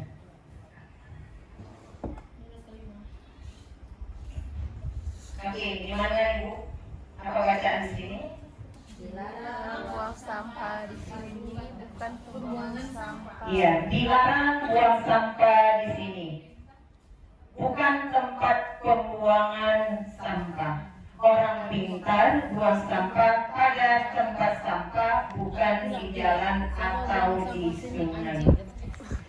Kira-kira dari gambar yang ada, ya, apa yang dapat Ibu sampaikan, Ibu Putri? Apa yang dapat disampaikan dari gambar yang ada? Dari gambar slide itu apa yang bisa Ibu Putri ceritakan? Yang ada sampahnya, ada tulisannya gitu.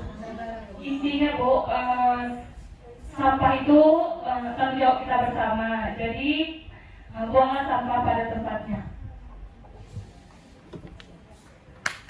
Oke, boleh tepuk tangan untuk Bapak Putri, terima kasih. Ada lagi Bapak Ibu Kemebar? Ibu Jeli, bisa jelaskan? Gambar yang ada? Dari gambar itu menjelaskan untuk menumbuhkan kesadaran semua orang supaya nggak buang sampah sembarangan. Karena kadang-kadang suka buang sampah di pinggir jalan. Tadi ada nggak yang kesadaran? Terus di atasnya apa? Di slide kita yang pertama. Paksaan kesadaran. Nah, dari gambar yang ada di sini, ini bentuknya paksaan atau kesadaran? Paksaan. Dari gambar tersebut, karena ada paksaan, buang sampahnya tetap. Kenapa? Tidak ada pemahaman, ya, untuk membuang sampah memang benar-benar pada tempatnya seperti itu, ya. Bapak Ibu, kebiasaan yang dibangun atas dasar paksaan jarang diinternalisasi menjadi nilai atau keinginan pribadi, ya. Sehingga motivasi untuk melanjutkannya akan hilang begitu tekanan eksternal menghilang. Ya Bu ya, kenapa? Karena ada tekanan. Jadi segala sesuatunya harus kita pahami, ya, harus sadar dengan situasi yang ada seperti itu. Berarti dia bergerak secara otomatis karena tidak ada paksaan. Berikutnya, bangga dia apabila mengerjakan sesuatu tersebut. Berikutnya, keingintahuan karena tidak ada pemahaman, karena tidak ada kesadaran. Kemudian, paham dia akan manfaat apa yang dia lakukan. Contoh, ya, membersihkan sampah di kelas. Mungkin paham ya, kalau misalnya nggak bersih, kita tidak sehat. Ya, berarti dia tahu manfaat di sana. Kemudian tantangan. Jadi kalau ada hal-hal misalnya untuk kebersihan segala macamnya menjadi tantangan buat dia. Kenapa? Sudah ada 5 tombol tersebut di dirinya. Oke, next kita ke jurus keempat. Nah, 7 Bu. Oke, tadi sudah tumbuhkan resiliensi, kemudian jaga konsistensi, Oke, ini untuk konseling ya. Konseling kepada anak-anak untuk apa konseling ini?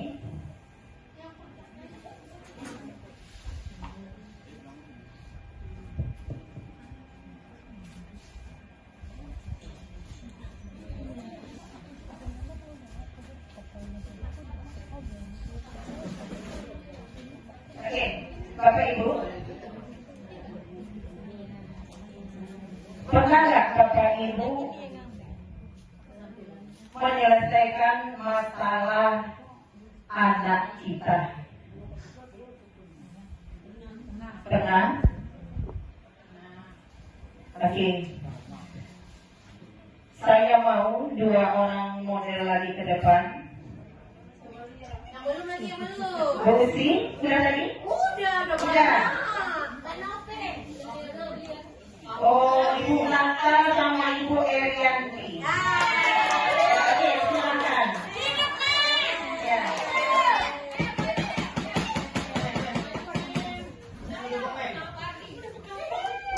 Oke. Boleh diambil kursi.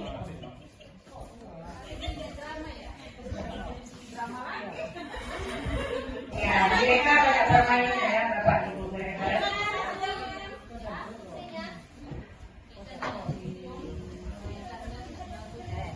Oke, silakan duduk.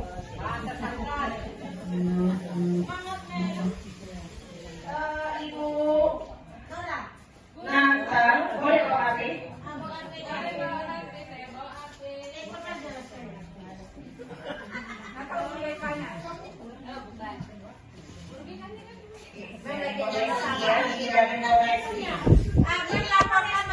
Oke,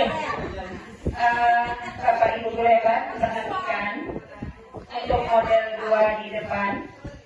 Saya mau ya, Ibu Yanti bercerita, kemudian Ibu Natal megang HP, tidak merespon. Boleh tanyakan apa saja Ibu Yanti? Silakan. Boleh cerita. Boleh. Kalau Ibu Natal mengingatkan kemarin mau mengirim barang untuk anak saya. Boleh curhat? Ya? Iya. Tapi ternyata sikapnya cuek. Oke, silakan. Nah, kakak pengen curhat. Kemarin kan kakak titip barang di Makmur.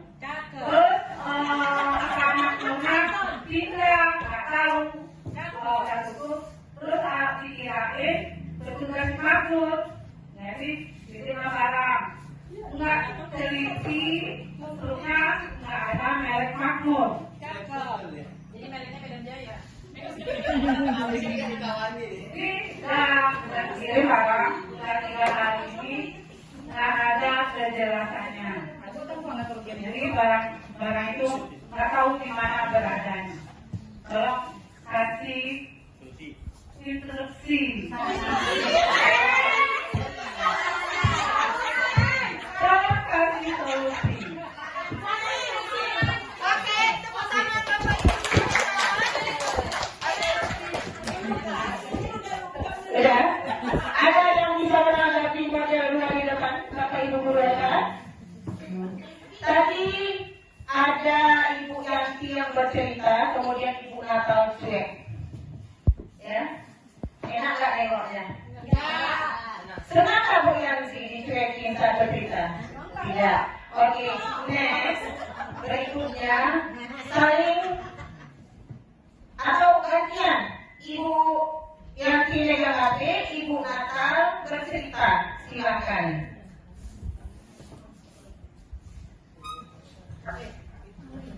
Bu Yanti, apa kabar? Boleh nggak pinjam duitnya Bu Yanti? Sekarang. Saya ada masalah, Bu Yanti. Boleh nggak? Gimana kabarnya Bu Yanti? Boleh nggak? Bapak kerja di mana sekarang?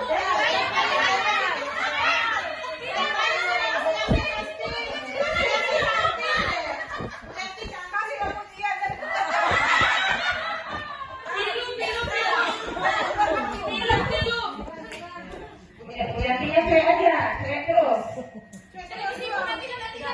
Ya, oke. Terima kasih. Hapus dulu untuk Yanti dan Bu Nata. Masih ada lagi. Yang kedua, saling merespon. Cerita tapi saling merespon. Ya, boleh Bu Nata bercerita, Bu Yantinya bercerita, seperti itu, saling merespon. Cerita apa ya? Cerita di rumah, cerita di tempat mengajar, boleh. Namanya cerita, ya? Jadi silakan. Saling ada interaksi antara satu dan yang lainnya. Bu Yanti, saya mau cerita. Ceritanya saya mengajar di kelas 86 misalnya. Jadi di sana memang ada anak yang kurang motivasi belajar. Gimana caranya supaya anak itu termotivasi belajar? Tolong bantu saya Bu Yanti, terima kasih. Ini ya, masih ide. Sebabnya memanggil anaknya cerita pusat mata.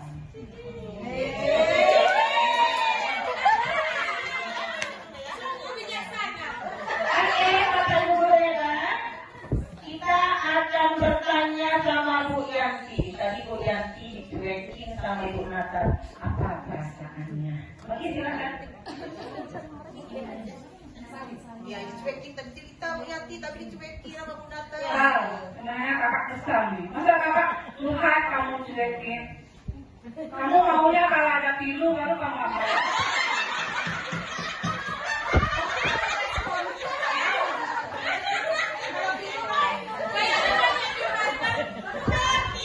Saya minta maaf ya Bu Yanti atas kurang perhatian dari curhatan kakak besar, curhatan ibu saya. Karena kenapa? Saya tadi ada masalah sedikit, jadi saya tidak berkonsentrasi. Maaf ya Bu Yanti ya.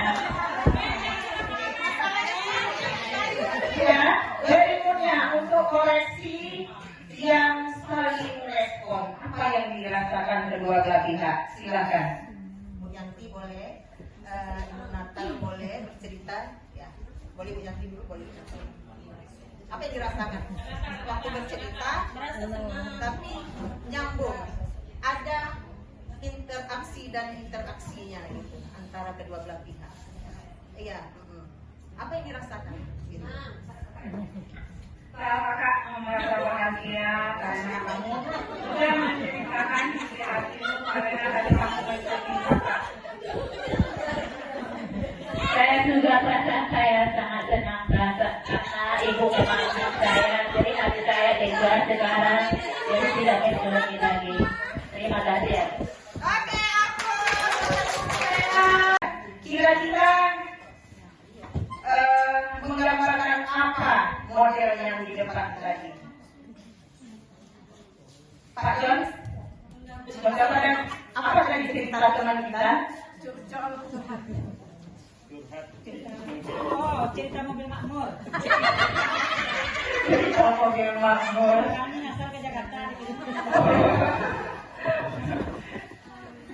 Ada balapan bantuan ternyata ya. Kayak gitu, kalau misalnya Bapak Ibu dulu ya kan, kita ada anak yang butuh ke kita. Bagaimana cara kita terhadap anak tersebut? Tadi ada yang bercerita kan? Bu, saya mau cerita, Bu, saya mau curhat. Walaupun Ibu bukan guru TK, ya, apalagi walas, atau sekarang guru wali. Jadi cara konseling yang tepat itu ada saling merespon. Anak jangan dicuekin, ya. Nanti anak cerita panjang lebar mengenai permasalahannya, ibu asik dengan diri sendiri. Atau kitanya juga berbicara, tapi handphone di tangan. Sakit nggak rasanya? Sedih nggak rasanya? Ya. Kemudian bagaimana gaya duduk mereka tadi? Benar atau salah? Kira-kira cara duduknya Ibu Natal dan Ibu Yanti sudah tepat nggak untuk konseling? Oke? Cara mereka duduk tadi kurang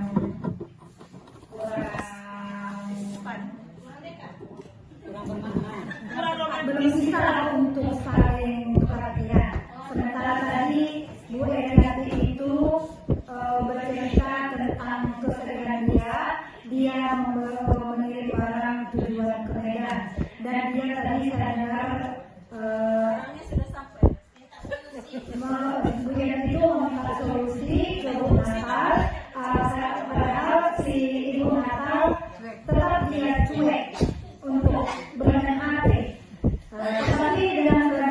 setiap hari kan mereka berdua sudah saling bercerita dan Ibu Natal juga mencoba bercerita dengan keluhan Pilu. Dengan juga tidak menanggapi. Jadi mereka berdua itu sifat mereka kurang baik. Dan apabila kita juga untuk siswa memang tadi karena saya juga sering mengalami baik itu sekalipun saya beragama, baik anak kita yang muslim banyak yang curhat kepada saya. Tetapi sedikit saya tanggapi. Jadi antara Ibu Natal dengan Ibu Berganti tadi kurang saling memahami dan kurang saling pengertian. Sekalipun mereka tadi sudah saling curhat kembali, tetapi ada masih rasa kurang tepat kalau menurut saya. Oke, terima kasih atas Mama. Ya, apapun yang Ibu sampaikan semua benar, ya. Karena apa? Tadi ada yang cuek, ya. Ada kita balikkan lagi yang dicuekin bercerita, ya pasti dongkol. Nah begitu juga dengan anak kita, keterampilan merespon, ya. Respon yang tepat mencerminkan pemahaman atau validasi atau menerima, ya. Berikutnya, membangun kepercayaan dan rasa aman secara krusial bagi murid untuk terbuka mengatasi masalah mereka. Tanpa keterampilan merespon yang baik, ya, guru berisiko salah menafsirkan atau membuat murid merasa tidak didengar, atau bahkan menghambat kemajuan proses komunikasi yang empatik. Berikut ini 3 keterampilan dasar dalam merespon empatik. Contoh, murid baru saja menceritakan tentang kegagalannya dalam ujian dan merasa sangat kecewa pada diri sendiri. Terus jawaban gurunya, misalnya ini Pak Ardi, ya, Bapak memahami betapa kecewanya kamu saat ini. Wajar bila dalam situasi seperti ini kamu merasakannya. Berikan dukungan terhadap anak, ya, yang mendapat permasalahan mengenai belajar atau apapun itu.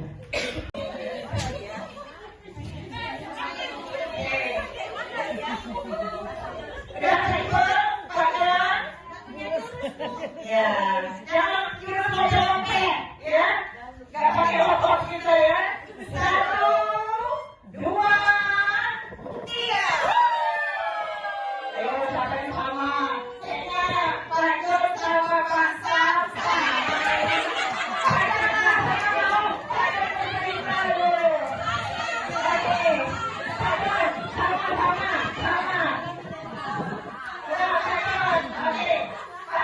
Pertanyaannya,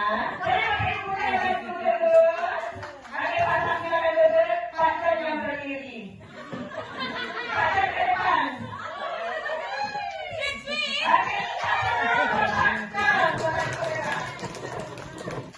Oke, pertanyaannya dari ke-6 jurus yang sudah diberikan. Hal apa yang dapat Bapak sampaikan? Silakan. Iya, kolaborasi satu. Tidak nomor 7 gitu. Hal apa yang dapat Bapak sampaikan dari ke-6 jurus yang telah saya sampaikan tadi gitu. Apa yang kira-kira Bapak bisa sampaikan? Misalnya kalau kolaborasi itu apa kolaborasi gitu? Contohnya apa? Ya. Kolaborasi itu contohnya seperti antara guru dengan umpamanya guru BK gitu, ya, sama dengan wali kelas, atau mungkin wali kelas dengan orang tua. Ya, Oke, terima kasih. Aplaus buat Bapak. Terakhir jurus ke-7. Sebentar lagi Bapak Ibu guru hebat akan menjadi pendekar, ya. tapi berdeka tanpa jurus. Kalau guru pakai jurus bahaya Bu ya. Habis anak kita nanti. Oke, yang terakhir, sekolah aman dan nyaman dan menggembirakan. Kalau sekolah sudah aman, nyaman, menggembirakan, bagaimana anak kita semangat untuk belajar, semangat untuk paginya ke sekolah. Jadi Bapak Ibu guru hebat, kita lagi yang menyamankan anak. Ya, misal, maaf Ibu Nora ya, pelajaran MTK. Ini salah gini gitu ya, jurus kamu salah gitu. Rumus kamu salah misalnya. Kita jangan berpatokan kepada rumus. Bisa anak istilahnya seperti apa yang dia lakukan itu sudah hebat. Ya. Menurut saya dia sudah merasa aman dalam belajar. Gitu. Kenapa? Ada pembelajaran yang berefisiensi tadi. Ya, satu anak dan anak lainnya itu tidak sama. Ya, seperti ada gambar tadi, ada gajah, ada terus monyet, kemudian ada ikan, ya, bermacam hewan, kemudian ada pohon. Disuruh ujian untuk naik ke pohon tersebut. Apa bisa ikan memanjat pohon? Tentu tidak. Nah, inilah yang harus kita pahami kepada peserta didik kita. Ini bukan untuk anak PAUD aja ya Bapak Ibu guru. Kalau di sini dibuat konsep untuk PAUD, tapi untuk SMP, anak SMP kita juga bisa dilakukan. Jadi ciptakanlah situasi aman, nyaman, dan mengembirakan. Ya Bapak Ibu. Oh ini contohnya TK semua ini.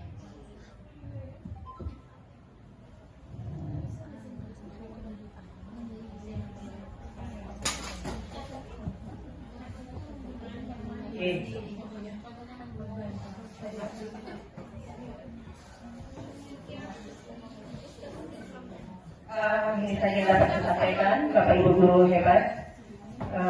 Andai kata penyampaian saya ada kekurangan, saya kepada Allah mohon ampun, kepada Ibu Bapak guru hebat, Ibu Esek juga di sini saya mohon dimaafkan. Ya, saya juga dalam belajar. Kemudian yang kami dapatkan kemarin juga nggak sedetail yang seperti di modul, karena mungkin pembelajaran yang 1 bulan diberikan cuma 3 hari 4 malam yang harus kami eksekusi, ya Bapak Ibu. Dan yang saya sampaikan itu seperti yang saya sampaikan dari awal, kami guru BK, acuan penyampaian pembelajaran kami itu berujuk kepada ARKA. Sekali lagi, A itu aktivitas, R itu refleksi, kemudian yang ketiga konseptualisasi, ya, di mana dijelaskan di sana, baru aplikasi. Itu kemarin yang kami dapatkan, dan itu juga caranya yang harus kami terapkan di sini. Kami tidak menonton ceramah, harus ada aksi dan reaksi saat menyampaikan modul yang ada. Assalamualaikum warahmatullahi wabarakatuh. Selamat sore Bapak Ibu guru hebat. Anda sudah mendapatkan 7 jurus BK hebat. Berarti Bapak Ibu guru hebat sudah menjadi merdeka. Sudah begitu semangat memberikan pemahaman kepada kita terkait 7 jurus BK. Mungkin Bapak Ibu dapat ambil sedikit tentang 7 jurus. Salah satunya adalah mengelola emosi. Mengelola emosi itu memang sangat penting, terutama seperti pertanyaan Bu Rozaika tadi. Mungkin tempat jika siswa itulah tempatnya untuk menguji emosi ya Bu Roja ya. Begitu banyak dan kompleks bagaimana karakter anak kita, sikap dan tingkah lakunya. Yang juga kepada kita semuanya. Mudah-mudahan dengan apa yang kita dapat hari ini menambah pengetahuan bagi kita. Dengan mengucapkan alhamdulillah, kita tutup diseminasi 7 jurus BK hebat. Apabila ada tutur kata saya yang kurang berkenan selama proses diseminasi dan kita semuanya, kita mohon ampun kepada Allah dan masing-masing kita saling memaafkan. Memang tadi kondisinya Bu Kasil memang begitu euforia ya Bu Maizani ya. Euforia, kita terlalu bersemangat. Itu saya akui tadi. Dengan ucapan alhamdulillah saya tutup. Wabillahi taufiq wal hidayah. Assalamualaikum warahmatullahi wabarakatuh.